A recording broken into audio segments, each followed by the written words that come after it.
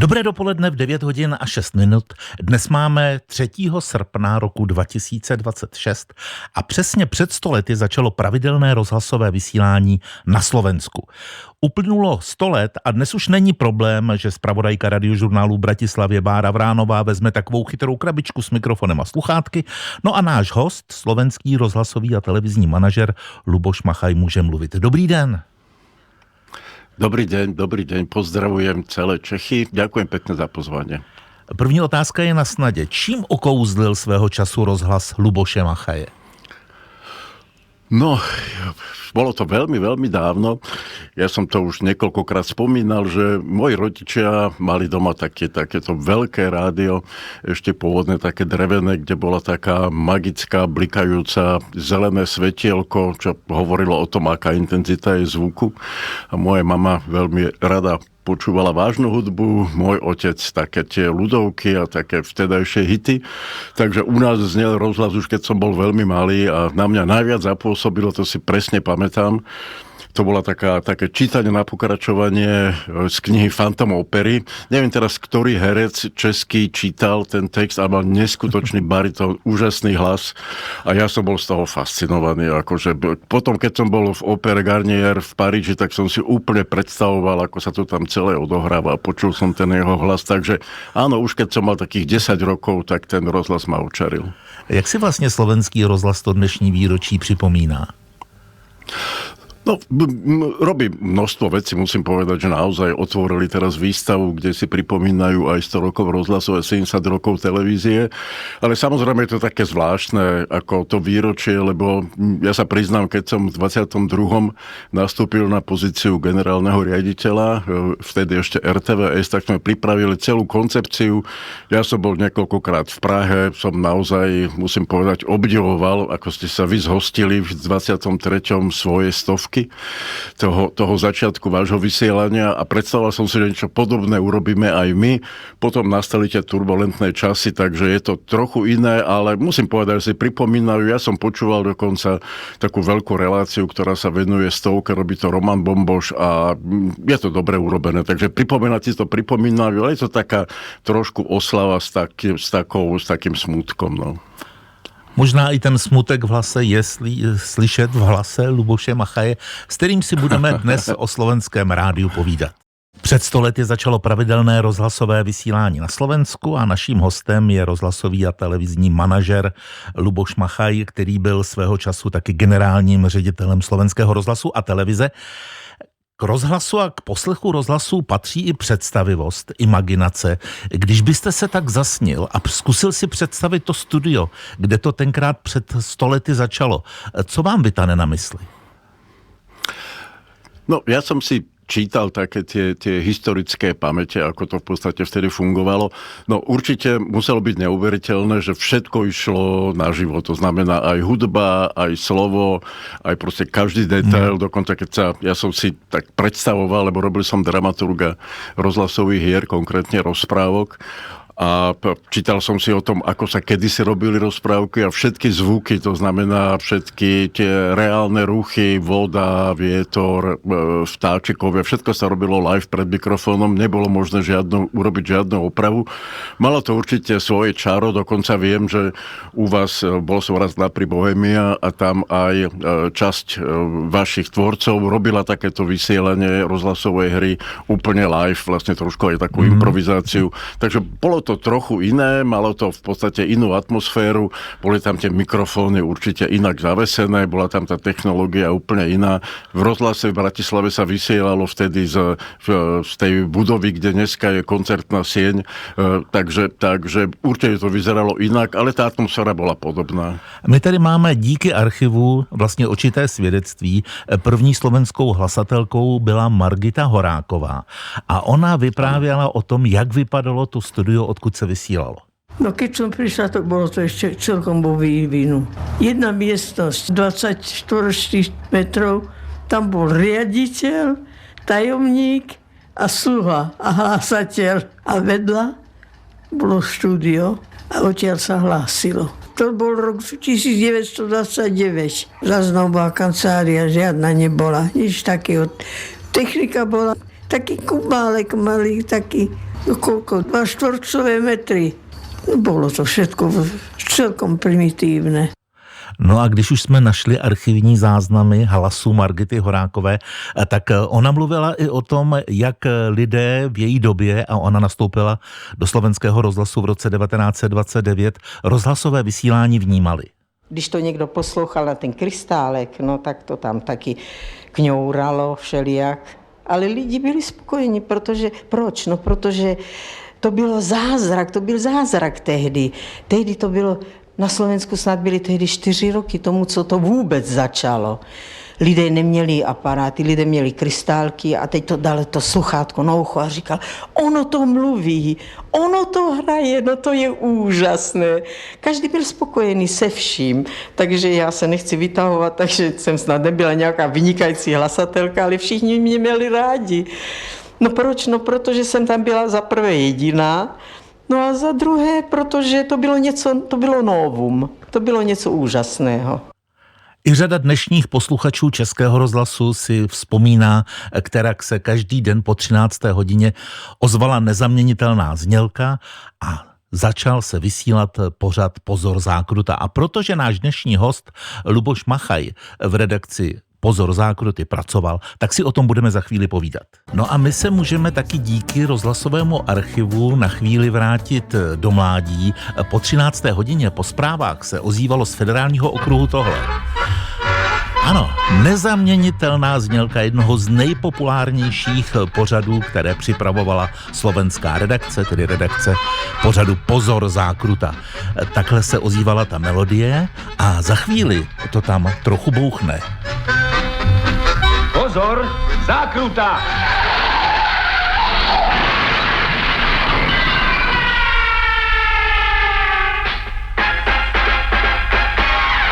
A pak se říkalo třeba vítajte a počúvajte. Bylo to tak, Luboši Machaj? Áno, bolo. Ja mám také trošku zimomiravky, keď počúvam túto zvučku. Počkejte, ja taky. Áno.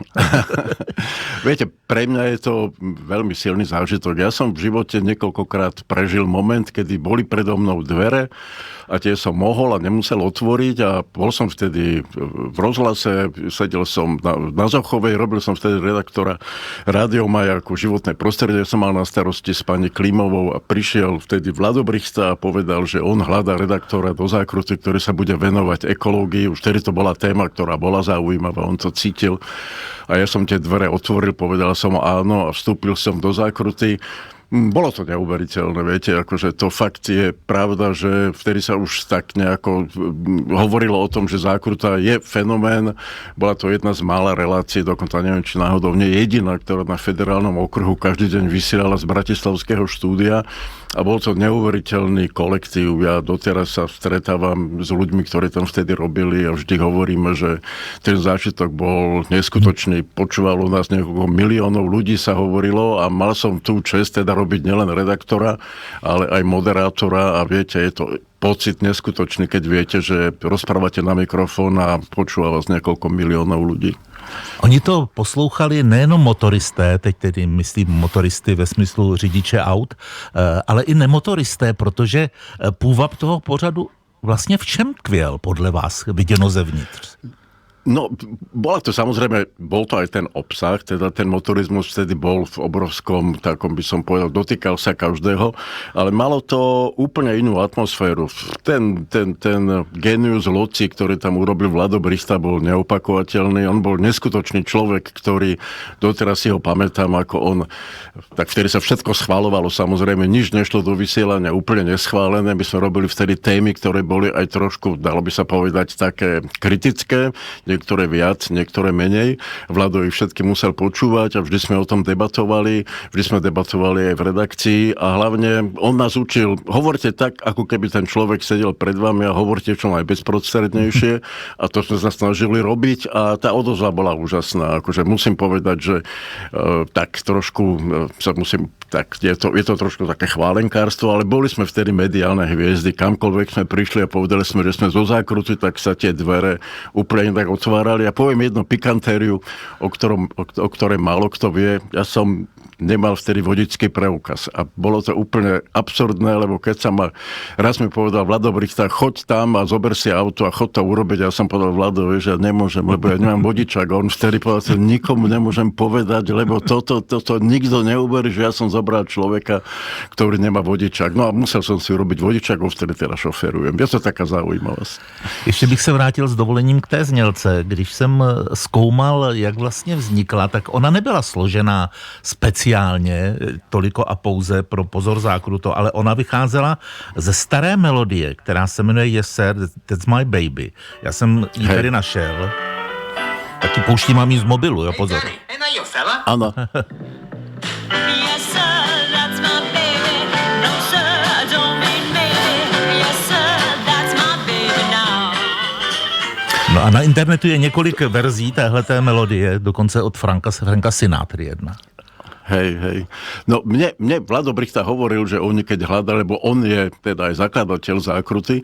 Ja som tam vošiel v momente, kedy Zákruta už mala nejakých 10 rokov a on hovoril, že hľadali tú zvučku a že táto im pripadala taká jedinečná. Pán Moncol, vtedy myslím, že to byl jeho hlas, ktorý tam odznieval.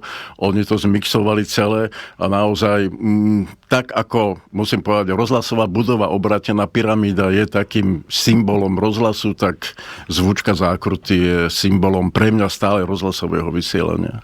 No a pro třeba naši generaci je symbolem, že i za tehdejšího oficiozního vysílání Československého rozhlasu zněla díky Zákrutě v éteru celkem přijatelná populární hudba. Viete, to je tiež to Vlado Brichta, keď hovoril o tom, že aby to počúvalo čo najviacej ľudí, tak on vlastne vybavil vtedy. Ja som nastúpil z okolností do rozhlasu v roku 1976, takže som tam presne 50 rokov, takže oslavujem do istej miery aj ja práve tú takú 50-ku svoju rozhlasovú. A vtedy naozaj to všetko bolo v tvrdej cenzúre, všetko sa kontrolovalo, boli presne stanovené takzvané limity na hudbu, koľko sa môže hrať, akej hudby zo socialistických krajín, koľko zo zahraničia. A Vlado vybavil, že tam tie pomery boli trochu iné, hrala sa iná hudba, mali sme výborných hudobných redaktorov, Milana Mlsnu, mali sme viacerých, ktorí teda vedeli naozaj vybrať tie najlepšie veci a vždy druhá skladba zaznela ako svetový hit a na to sa všetci tešili a vyberali naozaj tie najlepšie veci. Takže aj atmosféra vnútri v redakcii, bol tam Petr Šimaček z Čiech, bol tam okrem Vlada Brichtu Laco Brat, Bohuš Piatko, Ďuro Pucher, Zuzá Bubilková, ktorá doteraz teda pracuje ešte v českých médiách. Takže ten kolektív bol neuveriteľný a mám na to naozaj neskutočné spomienky. Díky tomu, že dnes je to přesně 100 let od prvního rozhlasového vysílání na Slovensku, tak jsme propátrávali rozhlasové archivy a našli jsme jeden velmi zajímavý záznam, kterak někdejší prezident Edvard Beneš v Liptovském Mikuláši slovensky promlouvá k tamním lidem. Na inom mieste som povedal, že chcem byť prezidentom všetkých a mať pochopenie pro všetky zložky nášho verejného života. Ako by som teda nemohol nevidieť veľký význam, ktorý mala vaša cirkev, pán biskup, nie len pre náboženský, ale i pro národný život Slovenska, aký měl Liptovský svätý Mikuláš pro Slovensko a jeho národný život. Tak to byl záznam z roku 1936 a my se teď s Lubošem Machem posuneme v čase o takových 8-9 let dál. Když si vybavíme úlohu rozhlasu při slovenském národním povstání a historii slovenského slobodného vysílače, co vám vytane na mysli? Tak viete, predovšetkým je to taká odvaha tých ľudí, ktorí to vtedy realizovali, lebo vtedy naozaj my si neuvedomujeme, že tak ako v tom roku 1944 išlo o život, potom v roku 68 išlo rozhlasákom a iným novinárom vlastne o existenciu, tak bola to nesmierna taká odvaha sa do toho pustiť, lebo neviem, ako by sme sa my rozhodovali v takých chvíľach, v takých momentoch, lebo ísť do toho vysielania vtedy, keď vedeli, že to nebude jednoduché, i keď bola taká predstava, že to povstanie otvorí cestu pre ruskú armádu, nebude to trvať dlho, ale celé to bolo úplne o inom. Je to úžasné. No. Ja sa veľmi teším, že bol som pri tom, keď teraz som bol ešte na pozícii riaditeľa vtedy, že sme pripravili 2 filmy, ktoré hovoria o týchto udalostiach. Je to Generál Golian, je to osobnosť, ktorá si zaslúži naozaj takýto film a chvála Bohu, že aj Slovensko, lebo Česi vlastne svoje osobnosti historické predstavujú, by som povedal, systematickejšie ako Slováci. My nie sme úplne vyrovnaní so svojou históriou. Takže toto je film, ktorý teraz príde do kín a potom ešte sa robí jeden film, to bude Frontové divadlo, čo je o hercoch, nie je to teda o rozhlase, ale tiež tam zohráva úlohu aj rozhlas, takže je to obdiv, je to neuveriteľné, ako dokázali oni aj technicky, aj by som povedal ľudsky zabezpečiť to vysielanie a klobúk dolu. Vždy som si tých ľudí vážil a vždy som ich obdivoval. Generál Golian byla výrazná postava Slovenského národního povstání. On byl potom tak trochu zapomenutý? Tak viete, ako to bolo vtedy, keď sa po roku 1948 ujali moci komunisti, tak všetko chceli, by som povedal, tú pozornosť presunúť na partizánov. Tá úloha vojska bola ako keby do istej miery zatlačovaná do pozadia a naozaj aj generál Viest, aj Golian boli osobnosti, o ktorých sa síce vedelo, ale nie až tak sa hovorilo o nich. Takže komunisti ich zatlačali do úzadia, lebo potrebovali dať do popredia partizánov a aj teda tých ruských veliteľov partizánskych, ktorí vtedy pôsobili na Slovensku a vlastne takto nejakým spôsobom zatlačali do úzadia. Ich význam, boli to. Som veľmi zvedavý na ten film, ja som scenár čítal, som zvedavý, ako bude zrealizovaný a veľmi sa na něho těším. Richard Miller ve vysílání Radiožurnálu, který je v tuto chvíli propojený s Bratislavou, kde u mikrofonu se sluchátky na uších je Luboš Machaj, televizní a rozhlasový manažer a svého času ředitel RTVS a ještě předtím taky spoluzakladatel populárního slovenského Rádia Twist. Jaká je základní vzpomínka Luboše Machaje na Rádio Twist? No, je to taký malý zázrak, musím povedať. Neverím ja príliš na zázraky, ale toto do istej miery zázrak bol. Naozaj, bol som teda od začiatku pritom, bol som vlastne jedným zo zakladateľov Twistu a potom som 10 rokov pôsobil ako programový riaditeľ. A tak ako Zákruta, tak aj Twist patrí k takým fenoménom rozhlasového vysielania. Viete, vtedy to bola doba, taká doba mečiarizmu, kedy všetko bolo také problémové. Zdalo sa, že sú veci, ktoré sú v pohybe smerom k tým negatívnejším spoločenským priestorom a Twist bol, dá sa povedať, takým svetielkom nádeje v tomto celom priestore. My sme tam dali dokopy mladých ľudí, dali sme tam dokopy vlastne ľudí, ktorí chceli sa vyjadrovať k témam, ktoré boli ošemetné, horúce. Ja doteraz sa stretávam s ľuďmi, ktorí prešli cez Twist a sa veľmi teším, že mnohí z nich doteraz pôsobia na rôznych pozíciách v mediálnom a nielen mediálnom priestore. A musím povedať, že tie spomienky každého z nich sú veľmi pozitívne a mňa to teší. Bola to malá budova na Šalviovej ulici v Bratislave, ale tam sa skrývali naozaj veľké osudy a veľké témy. No ono nebývá zvykem, aby privátní rádio udělalo tak velký projekt, jako byl třeba Pán prstenů.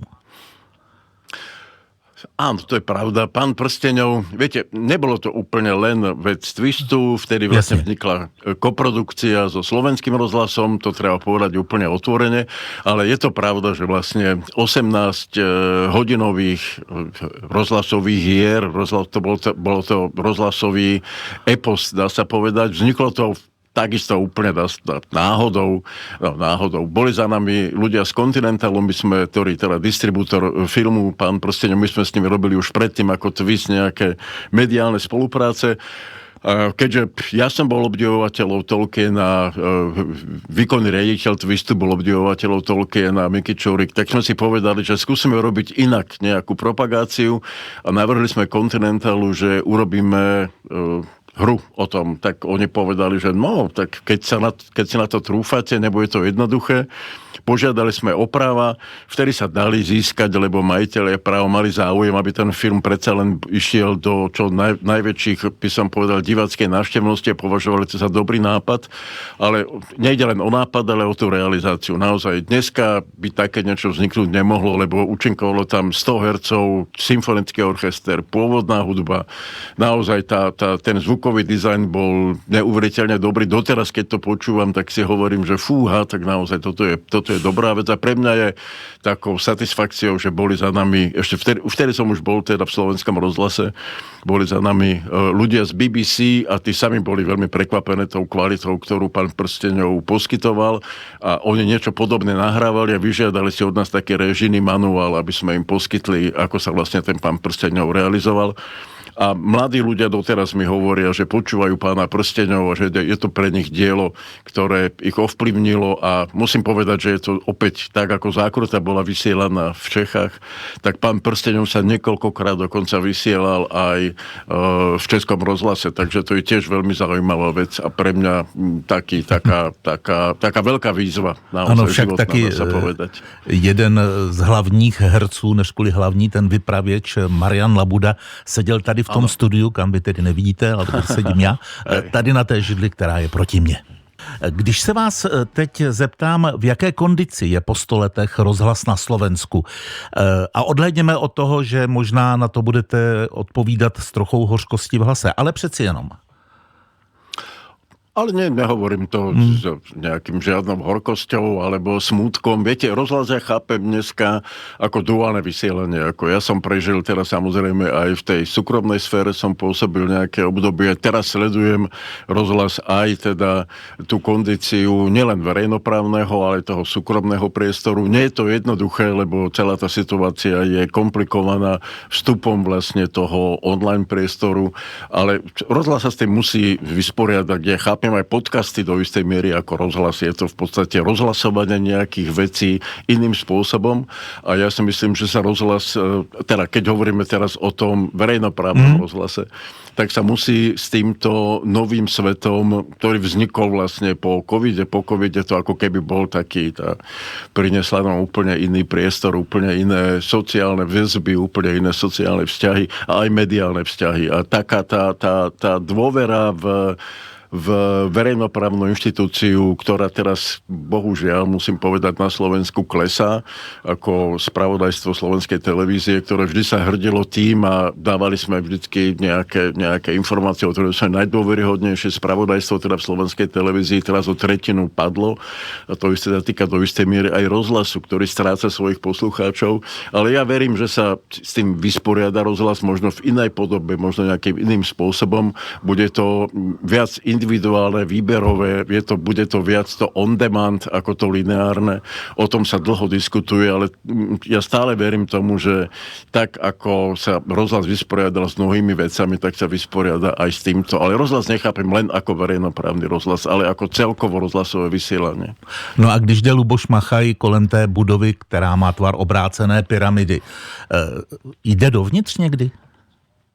Ale áno, ja spolupracujem s rozhlasom. Ja som teda začal písať, také sa to bola raz jedna povesť, je to už v podstate bola 500 časť a stále píšem scenáre. Robil som tomu aj réžiu isté obdobie, takže pôsobil som s rozhlasom, stále mám ten rozhlas veľmi rád, tá budova je pre mňa ikonická. Ja som naozaj zažil, jak sa budovala, lebo nedaleko odtiaľ som vyrastal, tak som videl, ako sa tá budova začína týčiť k nebu.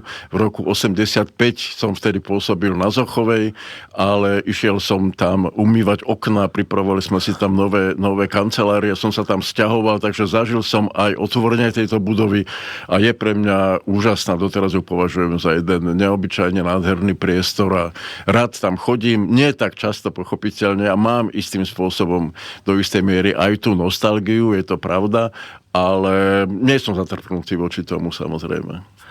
půlstoletí v médiu, kterému je 100 let, tedy Slovenského rozhlasu, strávil Luboš Machaj, host Radiožurnálu.